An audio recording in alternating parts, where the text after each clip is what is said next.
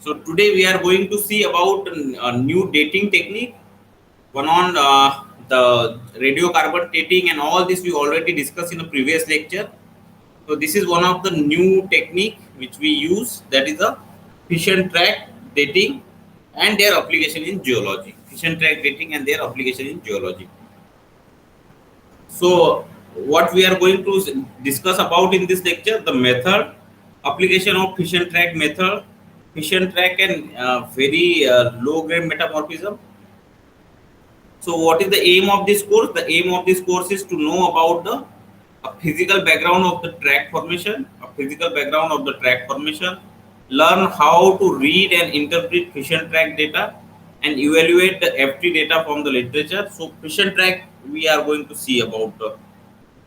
Now this is your periodic table. Whenever we are talking about geochemistry, you must know about the periodic table, and there is no need to go for each and every minerals element in the your table. You need to focus on some of the minerals. You need to focus on some of the elements in your periodic table which having a more important. Likewise, you have a mineral more than 8,000, but you have only 10 to 20 mineral that is a more important for a study. So likewise, in a periodic table also the hydrogen, carbon, then your hydrogen, carbon, then calcium. Okay, so this all the most of the elements can be very much useful for the study of the geological process. So this is what we already discussed about. What is the atomic mass? Okay, atomic mass is nothing but the amount of proton plus neutron, whereas atomic number is only consist with the amount of proton. How many number of protons are present there in that particular element? So it's already always denoted at the upper hand the atomic mass, whereas the atomic number is always below that one. Then the nuclide chart. So the nuclide chart is a black. The nuclide chart will show the stable isotope in a black. Nuclide with the your beta decay is in red and blue. Alpha decay. So this is depending upon the decay they are going to use. Then radioactive decay. We know that what is the radioactive decay is the process by which your parent element is get converted to the daughter element. That is your radioactive decay. So we have a spontaneous fission of. So when we are now talking about specifically a fission tracking and uranium 238. So there is a spontaneous fission of uranium 238. Okay, so you have a uranium 238, which is very much useful element in the geology. Whether we are on in the geology also in the your what we can say the for production of power and all, also electricity and all. So the this is what the camel curve is known as, the camel curve, the mass number, and this one.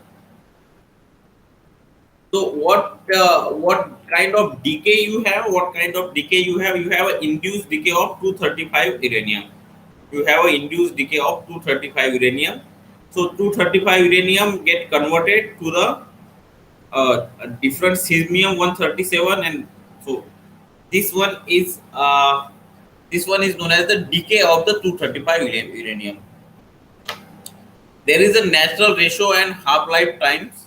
There is a natural ratio and half life time. Only uranium 238 is important for fission track information. So the 238 uranium is very much useful and very much the amount of the uranium 238 used for mostly for fission track dating and all. So this is a track formation in crystal lattices. What kind of crystal lattices you have? Can we see the fission track without etching?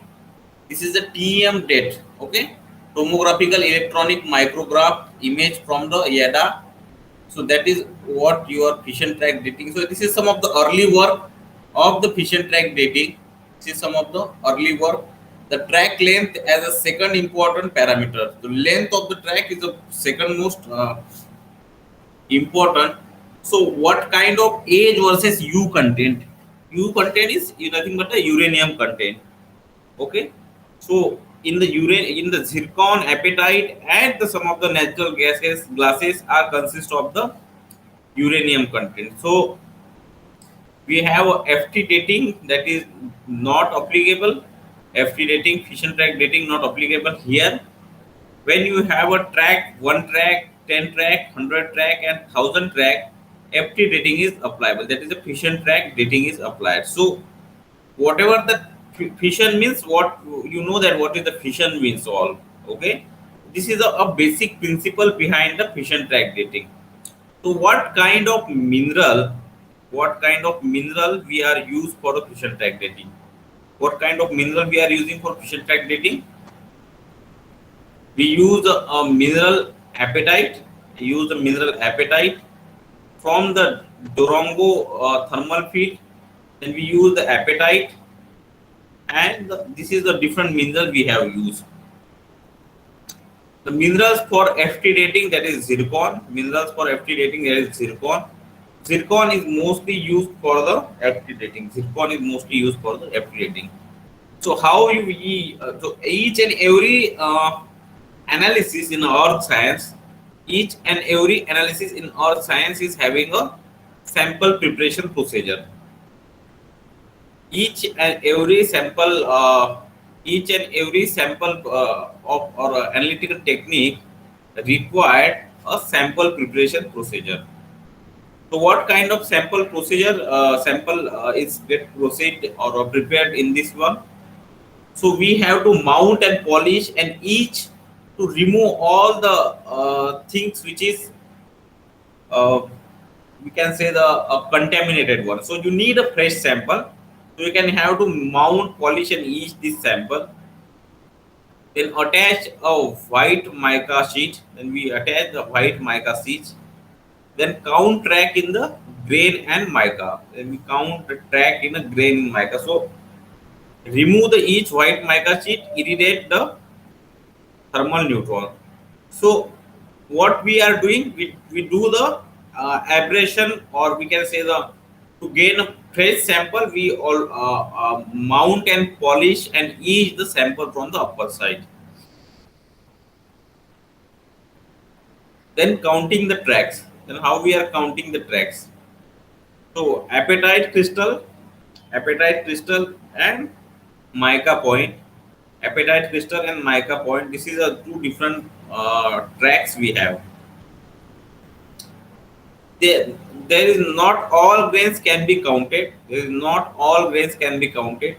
Tracks on the plane 2A, 2B can be useful for this one. We only count track on grain surfaces 2, that is the axis, with blade shaped tracks with the sharp polished scratches with parallel each pits with the corresponding geometry. So this is all are the tracks which on the plate of 2A and 2B. Why do we have to irradiate the sample? So irradiation of sample, why we need to irradiate the sample? So before irradiation,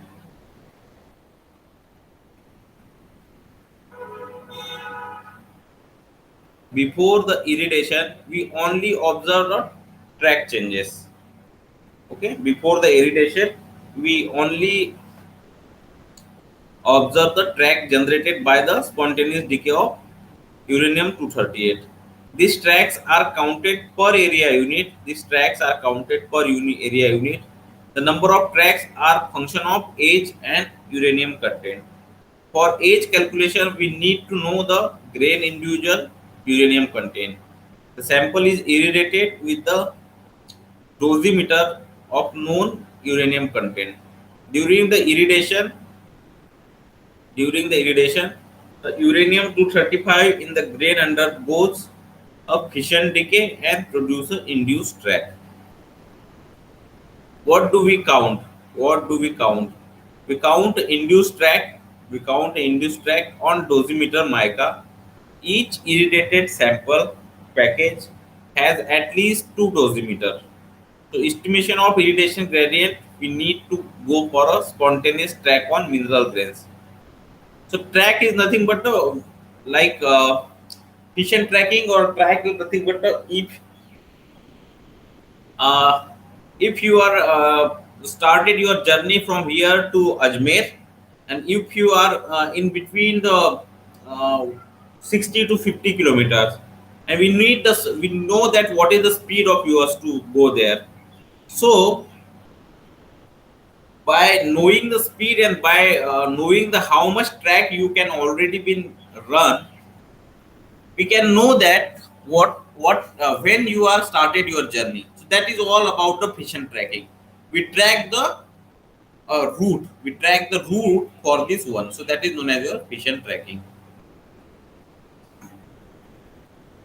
Then induced track on white mica. Induced track on white mica. So this is a typical equation. This is a typical equation for the calculation of age. So NP is number of parent atom, decay constant, and number of daughter atom. So the same phenomena is applied here. You have a number of parents atom and the decay constant. What is the rate of the decay? Means if the likewise in a carbon, you your nitrogen get converted into the carbon 14 in the 5730 years. It's required to convert 1 gram of sample to the half gram of sample. 1 gram of sample to the half gram of sample. Then the FT age equation. Then the FT age equation. So we simplified for the last 150 years. Track production has been constant.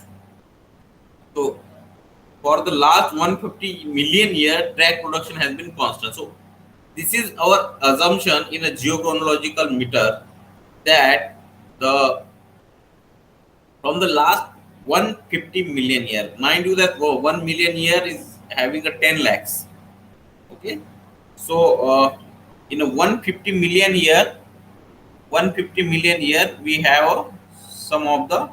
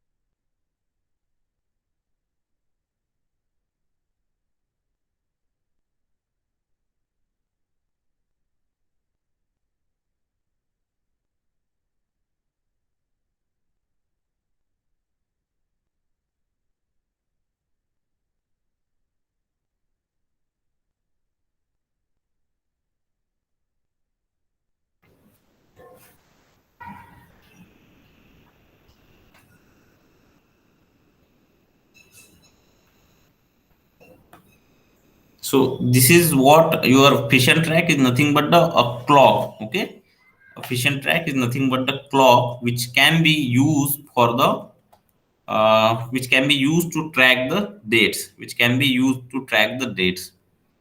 The the problem which is associated with this is many of the factor in the age equation are loosely constrained or not accurately known. It was proposed to use the age standard and irradiate the standard together with the dosimeter glasses. So that is what you are all the there is a, certain there is a certain there is a certain problems mostly associated with the there is a problem mostly which is associated with the uh, fission track dating. So what kind of error is having with the what is the error which was having with the this fission track dating? So generally error our fission track ages are large compared to other radiogenic dating method. In this range is 5 to 10%. So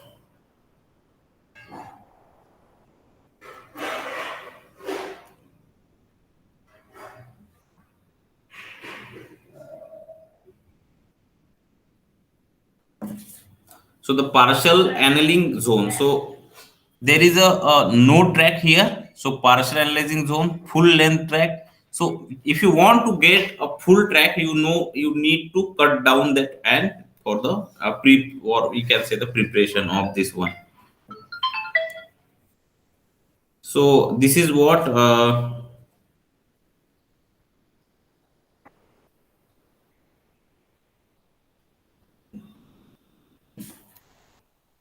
then we have a track length histogram. Then we have a track length histogram.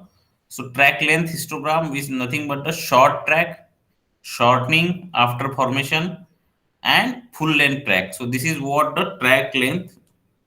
This is what the track length and all.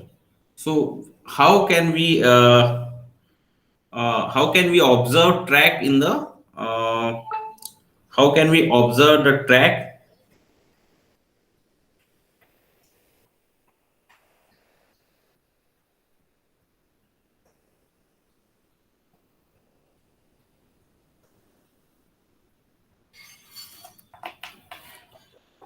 So we can observe the track likewise. This is a vertical track. Okay. So you need to take the track into the consideration. You need to take a track into consideration for the study of this one. So this is a long and short tracks. This is a long and short tracks. So this is the final data for the each locality. So what we have granite, pegmatite, cyanite, granotite, and this all are the nothing but the FT dating. That is the fission track dating.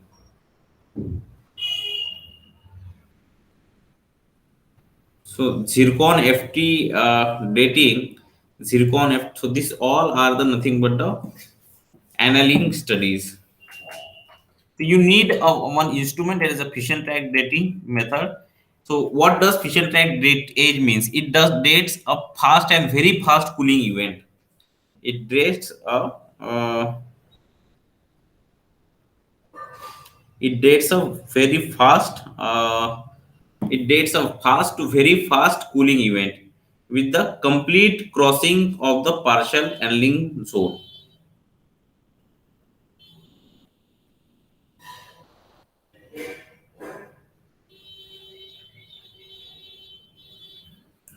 It dates a moment during the cooling across the partial annealing zone. It forms a mixed age between an old and young age component. It provides an age information about the detrital origin, the single grain in a sample. When does the fission track method fail to provide the age information? When does the fission track method fail to provide the age information? if the time temperature history is very complex, if the time temperature history is very complex, that is the contain a short term hydrothermal event. If the sample has been heat treated after the cooling, that is a gem quality zircon in Sri Lanka, one of the example. If a sample contain many different age population or age origin, if apatite grain in a sample are very variable in a Cl content, if zircon grains are very variable in uranium content and therefore accumulated radiation damage. Then what is the data presentation? So this is what the simple topography and the correlation of the data points in the one of the area for fission tracks. So this is how your FT edges will be looks like on a map. This is what your FT data will be looks like on a map.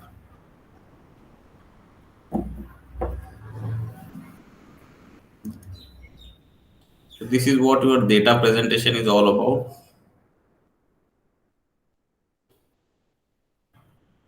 So fission track dating is having a good application in geology where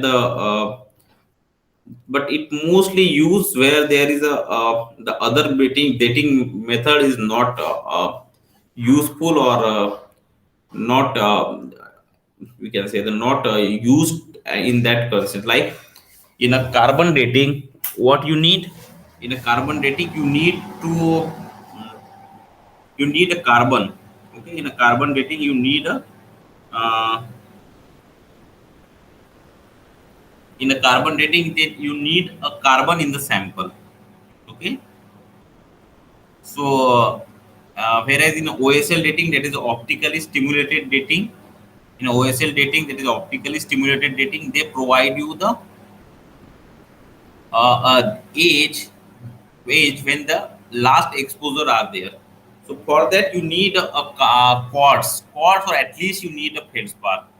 So if you are not having a quartz and feldspar, if you don't have a quartz and feldspar, it's very hard to get a age. It's very hard to get a age in uh, the what we can say the age. Okay, so this is what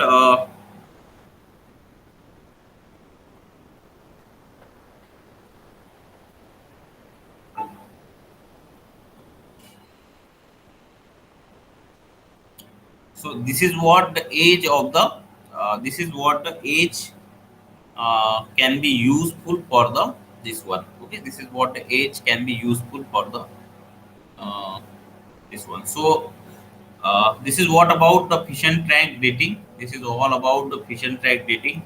So fission track dating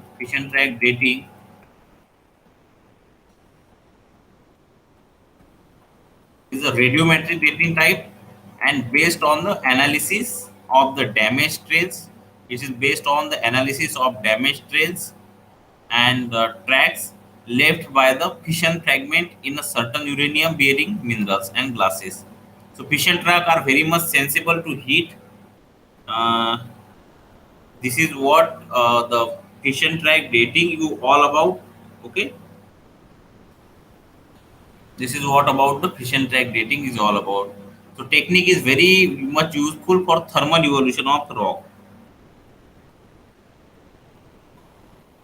Okay.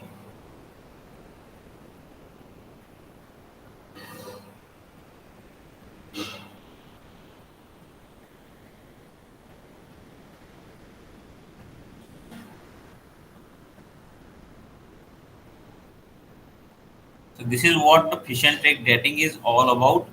The uh, uh, analysis of damage trails or tracks left by the fission.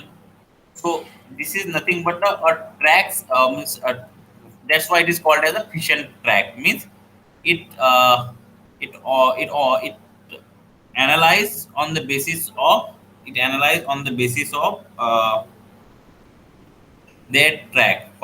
their track formation. Okay, that's it all about the fission track dating. So thank you for listening this lecture. Hope you understand the concept of the fission track dating. So this is one of the things like you have a, this is one of the things like you have a radiocarbon dating, OSL dating, where is we use element like carbon, nitrogen, and all. Likewise, in fission track dating, we use uranium 238 ages. So this is all about fission track dating.